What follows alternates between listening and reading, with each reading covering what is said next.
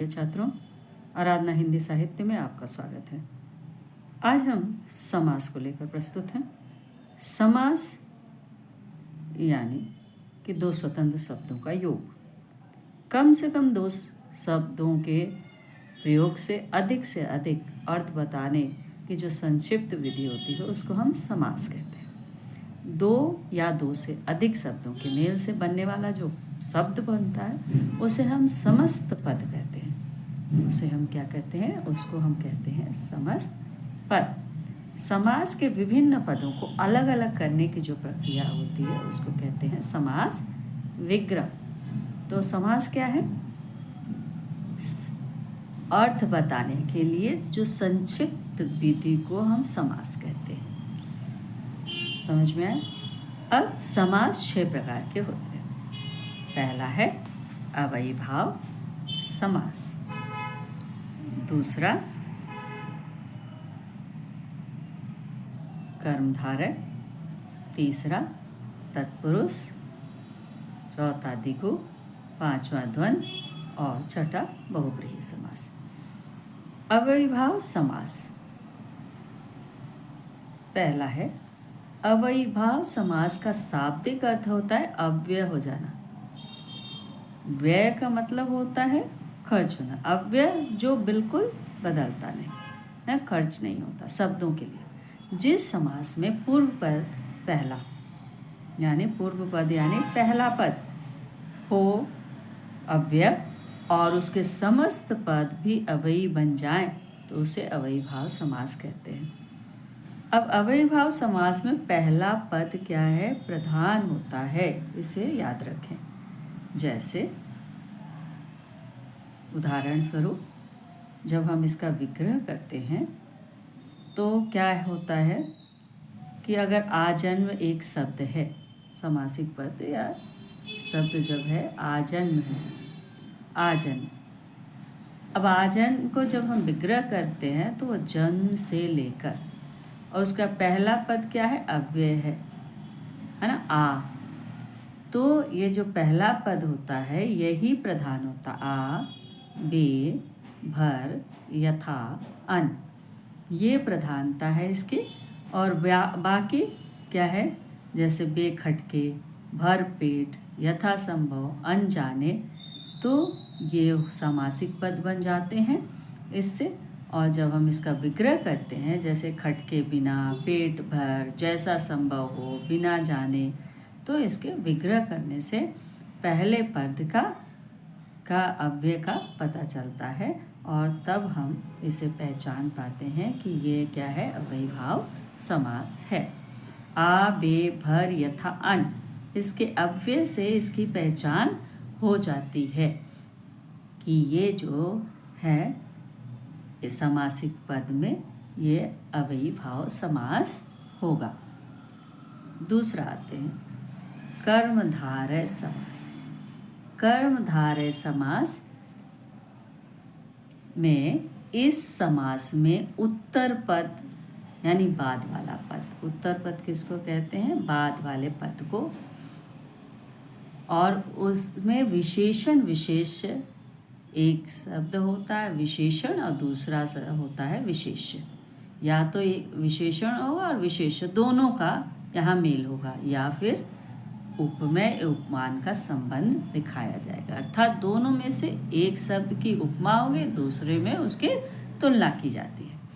पहला शब्द उदाहरण स्वरूप हम देखते हैं पहला पद दूसरा पद, इसमें क्या कहा गया है? उत्तर पद। उत्तर पद माने ये दूसरा पद, ठीक है, उसकी प्रधानता होती है ना। तो कैसा है? समस्त पद क्या है? सद्धर्म है। पहला पद सत्य हुआ, दूसरा धर्म हुआ, दोनों मिलके समस्त पद बनते हैं सद्धर्म। सत्य है जो धर्म। ठीक उसी तरह से पित जोड़ अंबर पीताम्बर, मैंने पीला है जो अंबर, पीला है जो अंबर, है ना। तो इसका विग्रह हुआ तो पीला, पित्त और अंबर से इसको बना है पीताम्बर। और पीताम्बर को जब हम विग्रह करते हैं तो पीला है जो अंबर। उसी तरह नीलकंठ में समस्त पद नीलकंठ होगा और नीला है जो कंठ। तो ऐसे जब हम विग्रह कर लेते हैं तब हमें पता चलता है कि ये कौन सा समास है। जहाँ जो धर, जो अंबर, जो कंठ ऐसे लगा है तो आपको पहचान में आ जाना चाहिए कि वो क्या है, कर्मधारय समास है।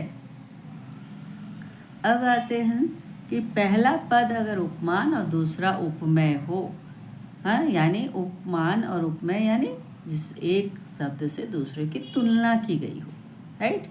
चंद्रमुख अगर है तो चंद्रमुख है तो चंद्र के समान मुख, कनक लता है, कनक लता कनक के समान लता है। तो इसकी जब तुलना की जाए उसके एक दूसरे से तो वो क्या है, उपमान और उपमेय दूसरा पद हो जाता है। अब ऐसे ही उदाहरण है मुखचंद्र, है ना, मुखचंद्र चंद्रमा रूपी मुख, कर कमल यानी कमल रूपी कर, है। इस तरह से आप इसको विग्रह करके इसको आसानी से पहचान सकते।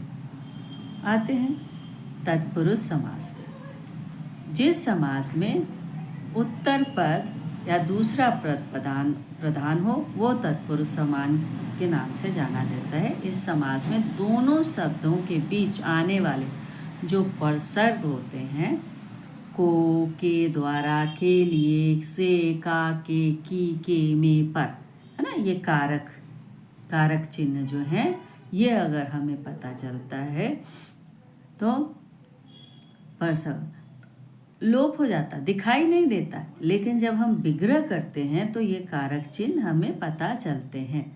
जैसे जन्म की सती जो होती है, की लगा है ना, लेकिन जन्म सती हो गए, की का लोप हो गया, समस्त बना जन्म सती। लेकिन जब हम विग्रह करते हैं तब हमें पता चलता है कि ये क्या है, जन्म की सती है। क्या है, जन्म की सती है, जन्म सती, सती, की का लोप है। तो कारकों की विभक्तियों के नाम के अनुसार ये तत्पुरुष समास के 6 भेद किए गए हैं। कारक 8 होते हैं, केवल हम कर्ता और अंतिम जो है संबोधन को छोड़ दें तो बीच के जो 6 कारक हैं, कर्म, करण, संप्रदान, अपादान, संबंध, अधिकरण, ये 6 जो हैं, इन 6 के आधार पे तत्पुरुष समास बनते हैं, उसके भेद होते हैं। पहला है कर्म तत्पुरुष। को, कर्म को विभक्ति क्या है, कारक की, को, तो स्वर्ग को प्राप्त, स्वर्ग प्राप्त। इसमें क्या है, ये जो को है ये लोप हो जाता है, लेकिन जब हम विग्रह करते हैं तब उसमें हमें पता चले स्वर्ग प्राप्त माने स्वर्ग को प्राप्त, ग्रंथकार माने ग्रंथ को लिखने वाला, गगन चुंबी यानी गगन को चूमने वाला, चिड़िया मारे चिड़िया को मारने वाला को हम चिड़िया मार कहते हैं, परलोक गमन यानी परलोक को गमन करने वाला, है ना, जो है परलोक गमन कहलाता है। तो इस तरह से हम जब विग्रह करते हैं और जहाँ को आ जाता है विग्रह के बाद तो वो कर्म तत्पुरुष समास होता है। ठीक उसी प्रकार कर्ण तत्पुरुष में हम लिखते हैं कि करण कारक की विभक्ति से के द्वारा होती है ना। तो अकाल पीड़ित, अकाल से पीड़ित, सुरकृत, सुर के द्वारा कृत माने लिखा गया, है ना। अब है और उदाहरण देखिए, शक्ति संपन्न यानी शक्ति संपन्न यानी क्या है, शक्ति से संपन्न, शक्ति संपन्न यानी शक्ति से संपन्न, रेखांकित, रेखा के द्वारा अंकित, अश्रुपूर्ण, अश्रु से पूर्ण, है ना। इस तरह से हम इसको कर सकते हैं। अब संप्रदान कारक पे आइए। संप्रदान कारक के लिए इसकी विभक्ति क्या है, के होती है, के लिए होती है ना, के लिए। अब के लिए में क्या है, सत्याग्रह, सत्याग्रह को जब हम विग्रह करते हैं तो क्या बनता है? सत्य के लिए आग्रह, राह खर्च, राह के लिए खर्च, सभा भवन, सभा के लिए भवन, देशभक्ति, देश के लिए भक्ति, देश प्रेम, देश के लिए प्रेम, गुरु दक्षिणा, गुरु के लिए दक्षिणा। तो जहाँ के लिए आ जाएगा वहाँ पे आप समझ लीजिएगा ये संप्रदान तत्पुरुष है। फिर अपादान, अपादान कारक की जो विभक्ति होती है वो होती है से, हाँ, लेकिन उसका लोप होता है, वो दिखता नहीं है, लेकिन जब विग्रह करते हैं तब हमें पता चलता है। धनहीन, धन से हीन, जन्मान, जन्म से अंधा, पदभ्रष्ट, पद से भ्रष्ट, देश निकाला, देश से निकाला, बंधन मुक्त, बंधन से मुक्त, धर्म विमुख, धर्म से विमुख। तो जहाँ ये से आ गया, विमुख माने अलग होने की स्थिति। अपादान कारक क्या होता है? अलग होने की स्थिति में होती है, इसलिए वह आपादान तत्पुरुष समास है। संबंध तत्पुरुष में क्या होता है? संबंध कारक की विभक्ति में क्या आता है? का, के, की का लोप। जैसे प्रेम सागर, प्रेम का सागर, भूदान, भू का दान, देश स्वामी, देश का स्वामी, राजसभा, राज की सभा, जलधारा, जल की धारा। तो जहाँ भी का, के, की का लोप हो और जब हम विग्रह करें तो पता चले कि ये कारक चिन्ह हमें दिखते हैं, तो वो होता है संबंध तत्पुरुष। अब आइए देखते हैं अधिकरण तत्पुरुष। अधिकरण कारक की विभक्ति में पर का यहाँ लोप हो जाता है। लोप यानी दिखाई नहीं देता, विग्रह करने पर वो दिखाई देता है। जैसे आप बीती, आप पर बीती, कार्य कुशल, कार्य में कुशल, दानवीर, दान में वीर, शरणागत, शरण में आगत, नर श्रेष्ठ, नर में श्रेष्ठ, है ना। ये में पर जहाँ पे आ जाएगा विग्रह करने पे वो होता है अधिकरण तत्पुरुष। और ये 6 क्या है? तत्पुरुष के भेद थे। अब आते हैं द्विगु समास पे। द्विगु समास जो होता है, सबसे पहला पहचान है कि पहला पद संख्यावाची यानी नंबर्स, 7, 3, 5, 3, 100 ऐसे नंबरों, 1 से लेकर कोई भी हो सकता है। तो जो सत्सई है 702, सत मन 7, 100 दोहों का समूह। त्रिधारा, त्रि का मतलब 3 होता है, पंच माने 5 होता है, 5 वटों का समूह, है ना। त्रिवेणी, त्रि फिर से आ गए, 3 वेणियों का समूह। 100 वर्षों, सत यानी 100 वर्षों का समूह। चौराहा, 4 राहों का समूह। 12 मासा, 12 मासों का समूह। तो ये जब भी पहला जो पद है संख्या आपको दिखे तो समझ जाइए वो द्विगु समास है, इसकी पहचान। अब द्वंद्व समास देखते हैं कि जिस समास में दोनों पद प्रधान होते हैं, कोई पद गौण नहीं होता। गौण का मतलब कोई भी कम नहीं है, दोनों ही प्रधान है ना। दोनों प्रधान, पहला भी और दूसरा भी। जैसे ये जो समस्त पद यहाँ है, सीताराम, पाप पुण्य, सुबह शाम, सुख दुख, और इसके बीच में सामान्यतः ये योजक चिन्ह लगे होते हैं। सामान्य परिस्थिति में कहीं कहीं नहीं भी लगे रहते हैं, लेकिन जहाँ भी आपको दिखे कि ये योजक चिन्ह लगे हैं तो यानी कि वो द्वंद्व समास है। और इस 2 शब्दों को मिलाने वाले जो और, तथा, या अथवा यम का लोप हो जाता है, ये नहीं दिखते। लेकिन जब हम विग्रह करते हैं तब हमें ये दिखता है और, अथवा, और, या, तब हमें दिखाई देता है, तो हम उसकी पहचान करते हैं कि वो क्या है, ये द्वंद्व समास होगा। अब आइए देखते हैं कि कुछ और भी उदाहरण हैं। जैसे दाल रोटी, इधर उधर, 2 4, भला बुरा, है ना। सबके बीच में एक योजक चिन्ह है, और या का वो बता रहा है। बहुब्रीहि समास, जिस समास में समस्त पद में कोई पद प्रधान नहीं होता, इसमें कोई भी पद प्रधान न होकर कोई तीसरा पद प्रधान हो, सो बहुब्रीहि समास कहा जाता है। यानी ना तो पहला पद प्रधान है ना तो दूसरा पद प्रधान।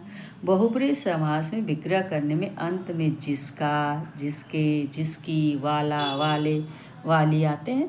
तो अगर हम विग्रह करते हैं तो ऐसा होता है, देख लीजिएगा, वो होता है बहुब्रीहि समास। जैसे घनश्याम है, घन के समान श्याम रंग है जिसका, यानी कृष्ण के लिए कहा गया है, यानी विशेष अर्थ है इसका, है ना, विशेष अर्थ ये बता रहा है।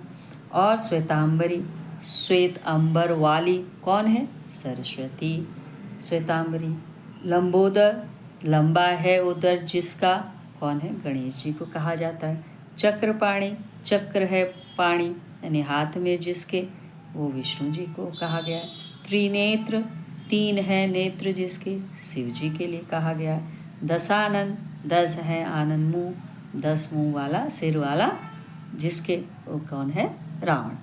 तो इस तरह से हमने देखा। और एक और है नीलकंठ, नीला है कंठ जिसका, यानी शिव जी। तो ये हमारे 6 क्या हुए? पूरे के पूरे समास हुए। प्रिय छात्रों, अगर समझ में आ गया हो तो please like, subscribe and share. धन्यवाद।